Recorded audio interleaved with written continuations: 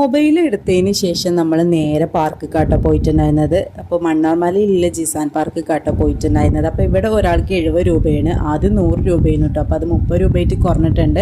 അപ്പോൾ 2 വയസ്സിൻ്റെ താഴെയുള്ളവർക്ക് പൈസ ഉണ്ട് കേട്ടോ.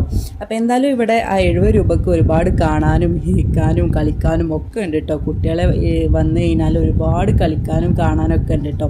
അപ്പോൾ നമ്മൾ നേരെ കാറിൻ്റെ ഭാഗത്തേക്കൊക്കെ വന്നിട്ടുണ്ടായിരുന്നു. അപ്പോൾ അവനക്ക് ഓട്ടണം എന്ന് പറഞ്ഞിട്ട് അവനെ ഓടിപ്പിച്ചിട്ടുണ്ടായിരുന്നു കേട്ടോ.